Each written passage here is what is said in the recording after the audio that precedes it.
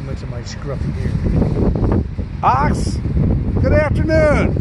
Good afternoon. This is the Ox and Q show, live from outdoors in St. Louis, someplace. The good thing about our studios now, Ox, is they're mobile. Why? Have you ever thought about it? Why are bricks always red? I don't know, Ox.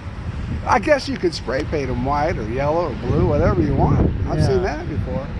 I don't know. Maybe it matches the blood when you hit somebody with it. I don't know. I've seen that I hope too. not. I've seen bricks fly through bus windows. I've had them thrown at me before. Anyway, let's get back to the topic. What's the topic this afternoon?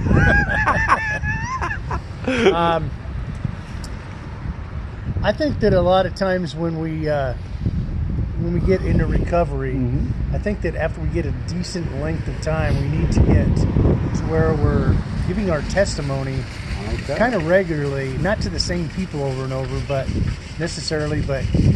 people in early recovery need to hear what's working and what doesn't work.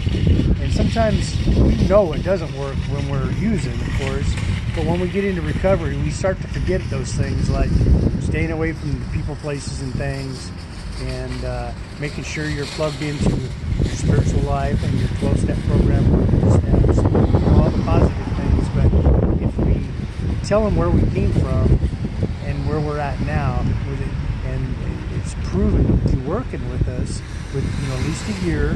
It's good to always have a year. You should never sponsor anybody or be giving your testimony if you're not in a position where you know that you're either delivered or at a point where you're working a good program. Okay, that's good. For me, it's just making helpful suggestions. I mean, I can't make anybody do anything. Right, everybody's I'm not the boss different. of anybody. Right. But the bottom line is, if I can help another person along the way, then I can look myself in the mirror and say, I've done the next right thing.